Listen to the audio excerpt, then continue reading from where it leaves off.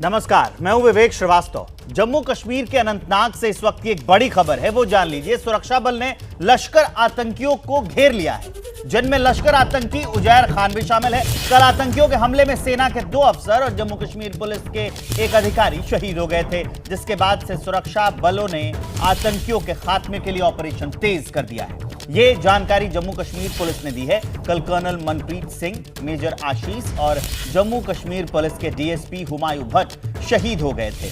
और फिलहाल जो लश्कर आतंकी उजैर खान है वो अभी घिर चुका है। ये ताजा अपडेट आ रही है, वो हम आपको बता रहे हैं। जो कल मुठभेड़ हुई उसमें ये जो आतंकी है अब घेर लिए गए हैं।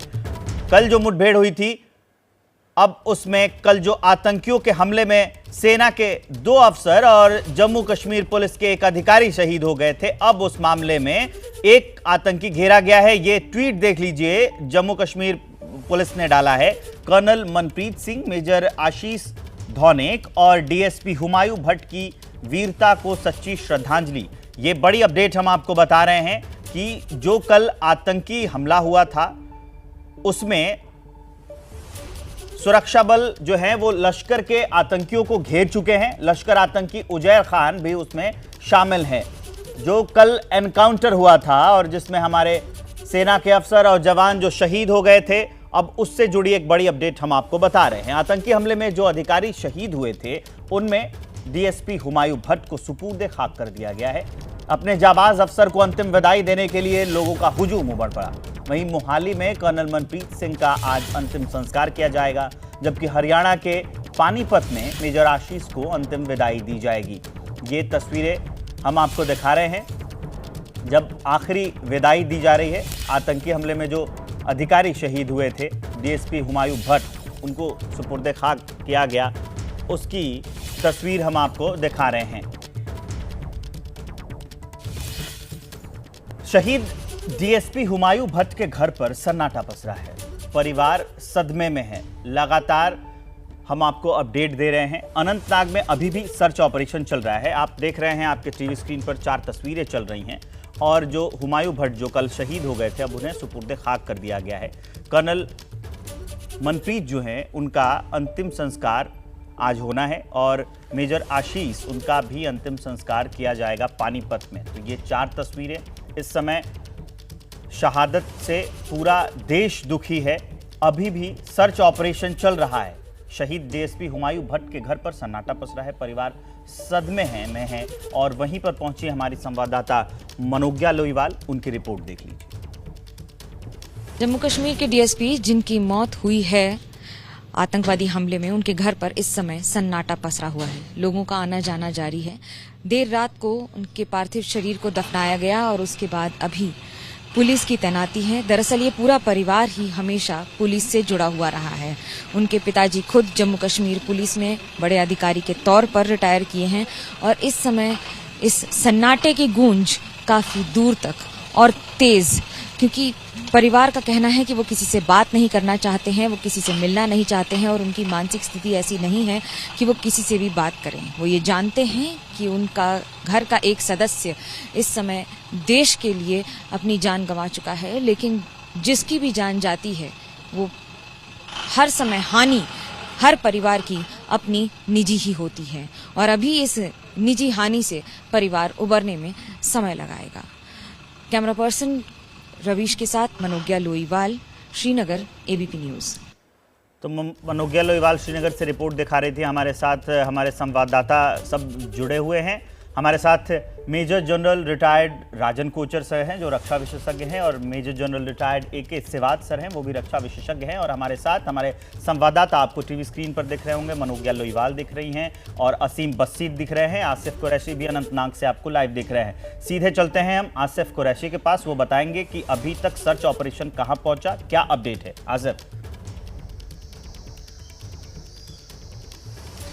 विवेक, देखिए, इस समय 2 तरह के ऑपरेशन इस जगह पे चल रहे हैं। एक ऑपरेशन जो चल रहा है वो एक शव को बरामद करने के लिए चल रहा था, जो इस पहाड़ी पर अटका हुआ था। मैं बता दूं कि ये जो मुठभेड़ कल हुई थी वो इस पहाड़ी के ऊपर वाले हिस्से पे हुई थी और गोलीबारी के बीच में जो शव था वो तकरीबन 600 से 800 फीट की नीचे जाके इस ट्री लाइन में जाके फंस गया था। और आपसे थोड़ी देर पहले एक शव यहां से बरामद किया गया, जो कि हमने खुद यहां से देखा कि सेना के हाई ऑल्टीट्यूड वॉरफेयर स्कूल के जवान उस शव को नीचे लेके आए।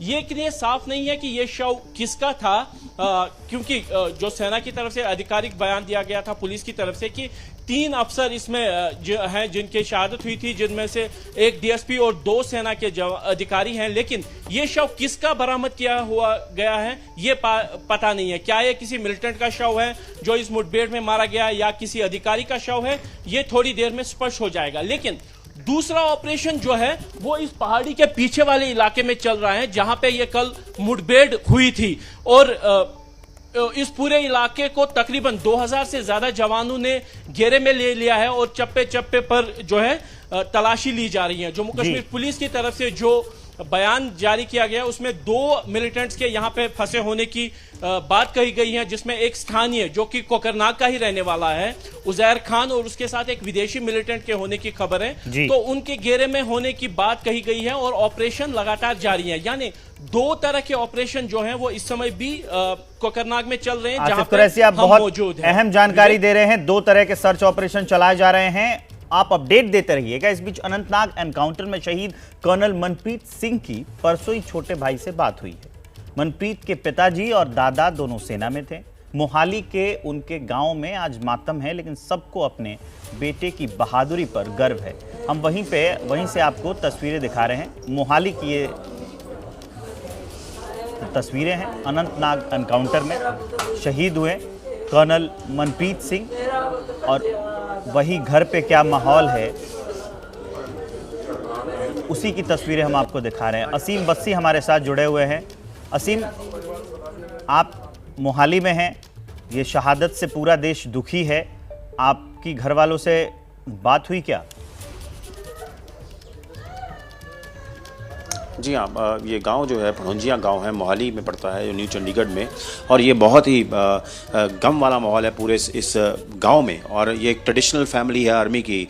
जो कर्नल मनप्रीत थे, उनके पिताजी भी फ़ौज में थे, दादाजी भी फ़ौज में थे।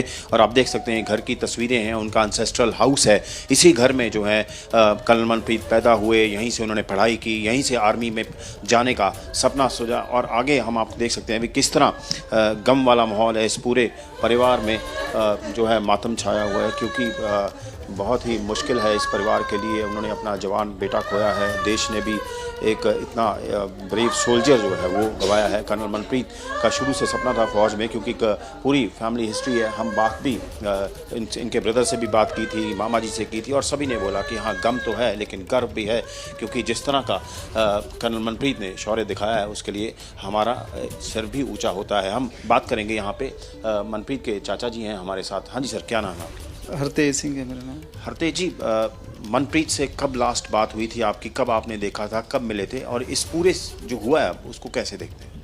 वो लास्ट टाइम मतलब 7-8 महीने पहले छुट्टी आके गए हैं। उसके बाद मतलब जैसे छोटे ब्रदर से बात हुई है, उसके फ़ोन पे बात होती थी। तो अभी कुछ दिन पहले ही संदीप से, छोटे ब्रदर से, कर्नल मनप्रीत के छोटे ब्रदर से बात हुई थी। तो 7-8 महीने पहले आके गए हैं यहाँ गाँव में। तो जब भी अक्सर छुट्टी आते थे, जैसे साल में लगभग 4-5 बार, मतलब 2-4 महीने के आते थे छुट्टी, यहाँ रह के जाते थे।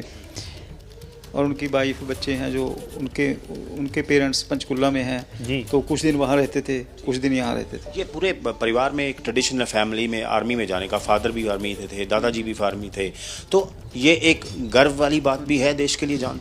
हाँ जी, हमारे जो फैमिली ज़्यादातर जो सारी आर्मी से रिलेटेड है, मतलब हमारे ख़ानदान पूरे मतलब काफ़ी 25% आर्मी में है। तो जैसे ये कर्नल मनप्रीत हैं, तो ये आर्मी में ज्वाइन किया इन्होंने, एनडीए क्लियर किया, और उससे पहले सीए भी क्लियर किया। के गांव से हम आपको रिपोर्ट दिखा रहे थे, हमारे संवाददाता वहीं पर मौजूद हैं। यहाँ वक्त छोटे से ब्रेक का है, हमारे साथ हमारे गेस्ट मौजूद हैं, मनोज लोहीवाल, सारे रिपोर्टर्स रहेंगे।